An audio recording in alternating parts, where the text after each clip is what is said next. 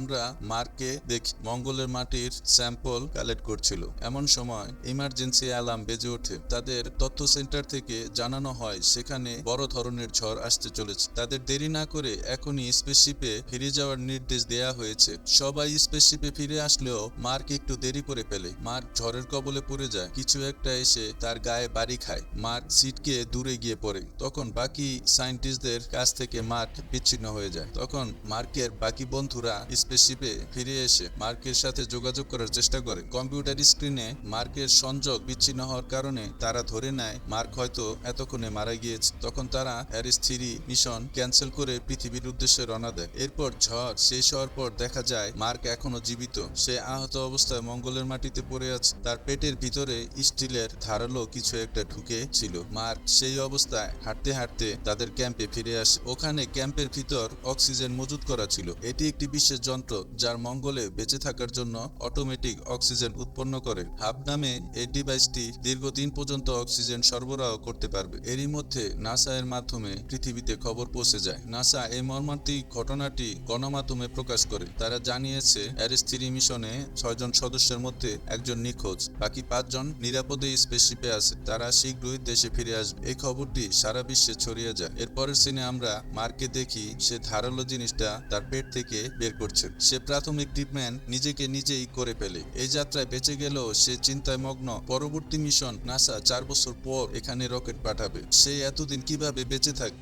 সম্মানিত বন্ধুরা, এখন তার এই গ্রহে একা টিকে থাকা একটি চ্যালেঞ্জ হয়ে দাঁড়াবে। গল্পটি ইন্টারেস্টিং হতে চলেছে, দেখতে থাকুন। এরপরের সিনে আমরা দেখতে পাই মার্ক ক্যাম্পে থাকা যত খাবার আছে সে তালিকা করতে শুরু করে এবং বাকি বন্ধুদের খাবার তালিকা মিশ্রিত করে। এরপর মার্ক হিসাব করে দেখে সব মিলিয়ে এই খাবার খেয়ে সে 1 বছর বেঁচে থাকতে পারবে। কিন্তু নাসার পরবর্তী মিশন হবে 4 বছর পর। এখন বাকি 3 বছর সে কিভাবে না খেয়ে বেঁচে থাকবে। মার্ক সিদ্ধান্ত নেয় যে করেই হোক সে সার্ভাইভ করবে। কিছুক্ষণ পর মার্ক টয়লেটের ভিতরে যায়। টয়লেট ব্যবহার করার পর যখন সে ফ্লাশ করলেন, মার্ক দেখলো টয়লেটের বজ্র ভ্যাকুয়াম হয়ে বজ্রগুলো একটি প্যাকেটে বন্দী হয়ে নিচের স্টোরেজে চলে যাচ্ছে, যাতে বজ্রগুলো থেকে কোনো দুর্গন্ধ না ছড়ায়। মার্ক তখন একটি আইডিয়া বের করলো। সে চিন্তা করে দেখলো এই বজ্রগুলো কাজে লাগানো যেতে পারে। সে খাবার তালিকা থেকে 1 প্যাকেট আলু নিয়ে নিল। সে প্রথমে ঝড়ে নষ্ট হওয়া সোলার প্যানেলগুলো পরিষ্কার করে এবং পুনরায় চালু করে। এরপর মার্ক ক্যাম্পের ভিতরে একটি জায়গা বেছে নিল।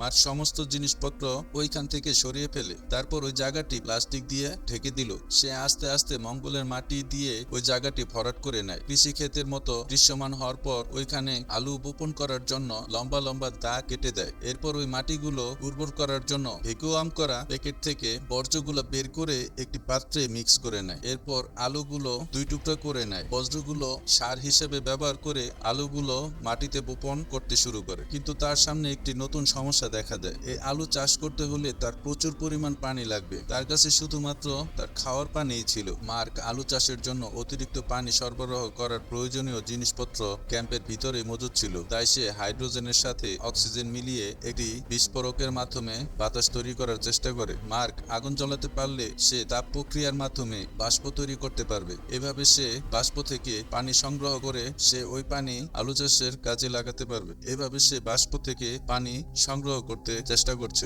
প্রথম চেষ্টায় সে ব্যর্থ হয়। বিস্ফোরণে সে সামান্য আহত হয়। তখন সে তার ভুল বুঝতে পারে। সে জেনে যায় এই বিস্ফোরণ হওয়ার কারণ সে তার নিঃশ্বাসে যে অতিরিক্ত অক্সিজেন গ্রহণ করেছিল, এর ফলে ওইখানে অক্সিজেনের মাত্রা কমে যায়। এরপর সে ওইখানে সেই স্পেস স্যুট পরে নেয় যাতে তার নিঃশ্বাসের ফলে ওইখানকার প্রয়োজনীয় অক্সিজেন কমে না যায়। এরপর সে আবার চেষ্টা করার পর সে বাষ্প তৈরি করতে সক্ষম হয়। এরপর বিন্দু বিন্দু বাষ্প প্লাস্টিকের চারপাশে জমতে শুরু করে। সে তখন চাষের উপযোগী পানি পেয়ে যায়। কিছুদিন পর সেখানে হঠাৎ কি যেন লক্ষ্য করে। মার্ক ফিরে তাকায়। সে কাছে গিয়ে একটি ছোট গাছ জন্মেছে দেখতে পায়। মার্কের বেঁচে থাকার আশা ও আত্মবিশ্বাস বহুগুণে বেড়ে যায়। মার্ক এই আলু গাছটি দেখে ভীষণ খুশি হয়। এর পরের সিনে আমরা দেখি পৃথিবীতে মার্কের নামে একটি সমাধি করা হয়েছে। এইদিকে নাসা এর অপারেটর কম্পিউটার স্ক্রিনে একটু পরিবর্তন দেখতে পায়। সাথে সাথে নাসার ডিরেক্টরকে খবর দেয়া হয়। তারা দেখতে পায় কিছু ছবিতে পরিবর্তন এসেছে। এর কারণ মার্ক তার প্রয়োজনে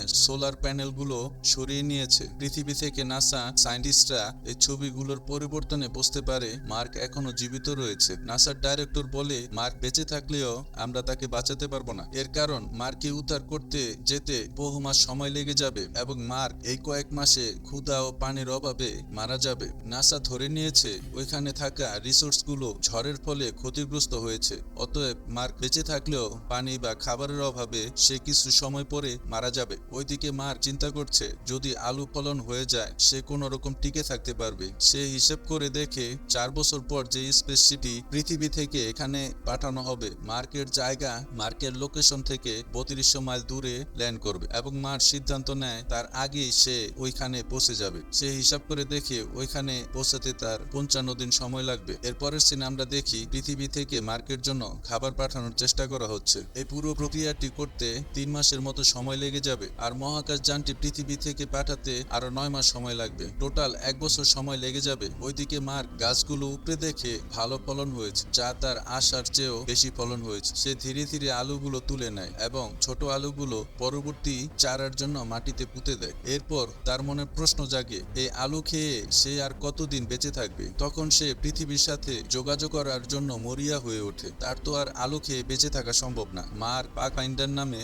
একটি যন্ত্রের খোঁজ করতে লাগলো, যা 1997 সালে এটি লঞ্চ করা হয়েছিল। সে ওই যন্ত্রটি খুঁজে পায়। এই যন্ত্রটি অনেক পুরনো, কিছু লো কোয়ালিটির ইমেজ ছাড়া আর কিছুই পৃথিবীতে পাঠানো যাবে না। মার্ক তখন কিছু মেসেজ লিখে পৃথিবীতে পাঠিয়ে দেয় এবং সে অপেক্ষা করতে থাকে কোনো সিগন্যাল আসে কিনা। ওইদিকে পৃথিবীতে পাথফাইন্ডারের সিগন্যাল চলে আসে। নাসা বুঝতে পারে মার্ক এই পুরনো যন্ত্রটি অ্যাক্টিভ করেছে। ওইদিকে মার্ক মেসেজ দিয়েছিল, তোমরা কি আমাকে দেখতে পাও, ইয়েস অর নো। তখন নাসা ইয়েস এর দিকে ক্যামেরাটি ঘুরিয়ে দেয়। মার্ক তখন বুঝতে পারে পৃথিবীর মানুষ তাকে দেখতে পেয়েছে। মার্ক তখন অনেক খুশি হয়ে যায়। মার্ক তখন ইমেজের মাধ্যমে তার কথা শেয়ার করলেও নাসা থেকে তার সাথে কোডের মাধ্যমে মেসেজ দিচ্ছে। এর কারণ এই পাথফাইন্ডারে কোনো ভিডিও অডিও কল করা যায় না। নাসা মার্ককে জানিয়ে দেয় তার জন্য খাবার পাঠানোর ব্যবস্থা করা হচ্ছে এবং এটিও জানানো হয় তার বাকি সঙ্গীরা এখনো পৃথিবীতে পৌঁছেনি। তারা এখনো স্পেসশিপে আছে এবং তারা এখনো জানতে পারেনি তুমি এখনো বেঁচে আছো। এরপরের সিনে আমরা দেখতে পাই নাসা থেকে মার্কের সঙ্গীদের জানানো হয় মার্ক এখনো জীবিত আছে। তারা জানতে পেয়ে অনেক খুশি হয়। তারা বুঝতে পারলে হয়তো মার্কের জন্য ওইখানেই অপেক্ষা করবে। এরপর মার্ককে নাসা থেকে জানানো হয় তাদের সাহায্য আসা পর্যন্ত মার্কে বেঁচে থাকতে হবে। মার্ককে হিসেব করে খাওয়ার পরামর্শ দেওয়া হয়। মার্ক তখন খাবার হিসেব করে খেতে শুরু করে। ওইদিকে মার্ককে সাহায্য করতে আসা রকেট যানটি মহাকাশে ধ্বংস হয়ে যায়। নাসার সবাই হতাশ হয়ে পড়ে। এবার আর মার্কে বেঁচে ফেরার কোনো সম্ভাবনাই নেই। মার্কের কাছে এই খবরটি পৌঁছে যায়। মার্ক খুব মন খারাপ করে। মার্ক তখন তার বাবা মাকে উদ্দেশ্য করে একটি মেসেজ পাঠিয়ে দেয়। সেখানে লেখা তার মৃত্যুতে তারা যেন কষ্ট না পায়। তাদের ছেলে এই কাজটি করতে খুব ভালোবাসে। সে তার কাজে দক্ষ। তার মৃত্যুর পিছনে মহান একটা উদ্দেশ্য আছে যা তার জীবনের চেয়ে অনেক বেশি মূল্যবান। ওইদিকে চীন যখন জানতে পারে নাসার রকেটটি ধ্বংস হয়ে গেছে, চীন তখন উদ্যোগ নেয় মার্কের সাহায্যের জন্য। চীনের রকেট স্পেসশিপে যাওয়ার জন্য আগে থেকে প্রস্তুত ছিল। তখন নাসা চীনের সাথে একযোগে 28 দিন পর স্পেসশিপ লঞ্চ করার প্রস্তুতি নেয়। এরপরের সিনে আমরা রিস নামে নাসার কর্মকর্তাকে দেখতে পাই। সে অরবিটাল ডাইনামিক্স ছিল। সে মার্কের বিষয়টির ব্যাপারে অবগত ছিল। তার একটি ধারণা নাসাকে জানায়। সে নাসাকে জানায় কিভাবে মার্কের কাছে খুব কম সময়ে পৌঁছানো যায়। সে বলে মার্কের ক্রু মেম্বার যারা মঙ্গল থেকে পৃথিবীর দিকে আসছে, স্পেসশিপটি যেন পৃথিবীর অরবিটে ঘুরতে থাকে। তখন আমরা প্রয়োজনীয় খাবার ও জ্বালানি চীনের রকেটের মাধ্যমে স্পেসশিপে পৌঁছে দেব। এরপর পৃথিবী ও মঙ্গলের গ্র্যাভিটি অ্যাসিস্ট ব্যবহার করে বা স্লিংশট ব্যবহার করে এতে অনেক গতি বৃদ্ধি পাবে। কম জ্বালানিতে মঙ্গলের দিকে এই স্পেসশিপটি পাঠিয়ে দিতে পারবো এবং খুব কম সময়ে এই স্পেসশিপটি মঙ্গলের দিকে পৌঁছে যেতে পারবে। তখন স্পেসশিপটি মঙ্গলের অরবিটে ঘুরতে থাকবে। তারা যেন মঙ্গলে ল্যান্ড না করে। মার্কে মঙ্গলে নেমে আসা এবং মার্কে নিয়ে পুনরায় উঠে আসা অত্যন্ত জটিল একটি বিষয় এবং সময় সাপেক্ষ প্রক্রিয়া, যা করতে এই স্পেসশিপটি সক্ষম হবে না। মূলত স্পেসশিপটি মঙ্গলের অরবিটে ঘুরতে থাকবে।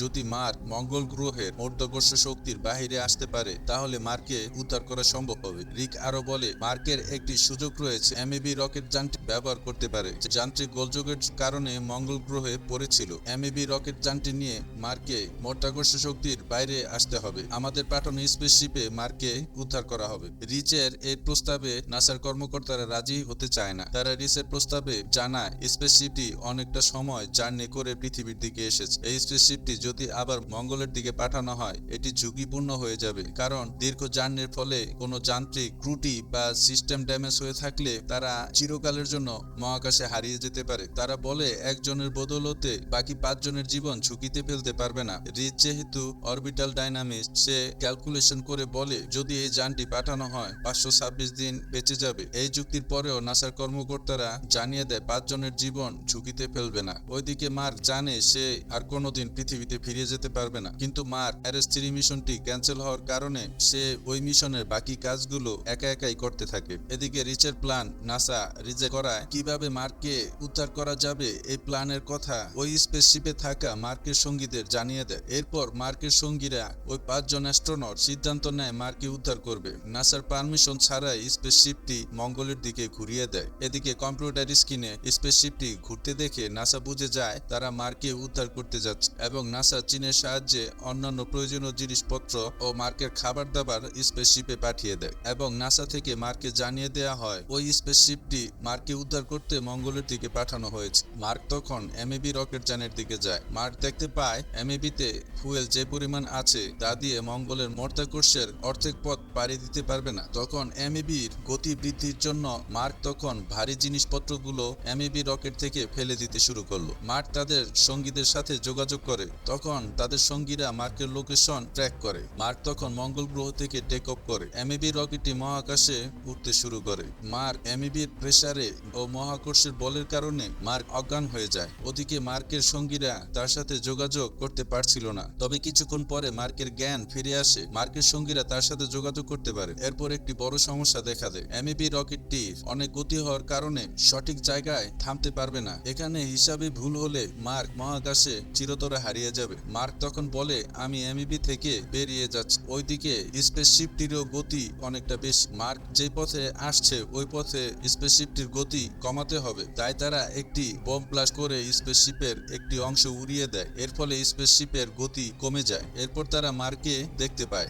স্পেসশিপের একজন ফ্লাইং চেয়ারে বসে ধীরে ধীরে মার্কের দিকে এগোতে থাকে, কিন্তু ফ্লাইং কারটি যে দড়ি দিয়ে বাঁধা ছিল কিছু দূর যাওয়ার পরে ওই দড়ি শেষ হয়ে যায়। তাদের মার্ককে বাঁচানোর আশা একেবারেই শেষ হয়ে যায়। এদিকে মার্কের খবর পৃথিবীব্যাপী ছড়িয়ে পড়েছে। এদিকে মার্ক একটি আইডিয়া বের করে, তার স্পেস স্যুটটি ফুটো করে ফেলে। তখন হাওয়ার প্রেসার তৈরি হয়। সে চেয়ারের দিকে ছুটে আসে, কিন্তু মার্কের সঙ্গী তাকে ধরতে ব্যর্থ হয়ে যায়। মার্ক তখন যে দড়ি দিয়ে চেয়ারটি বাঁধা ছিল মার্ক ধরে ফেলতে সক্ষম হয়। অবশেষে মার্ককে উদ্ধার করতে তারা সক্ষম হলো। এরপর মার্ক পৃথিবীতে ফিরে আসে। তখন মার্ক অ্যাস্ট্রোনটদের হেড হয়ে যায়। সম্মানিত বন্ধুরা, মুভি কাহিনী এখানে শেষ হয়। এরকম আরো ভিডিও দেখতে হলে মুভি কাহিনী BD চ্যানেলটি সাবস্ক্রাইব করে দিতে পারেন। Bye bye.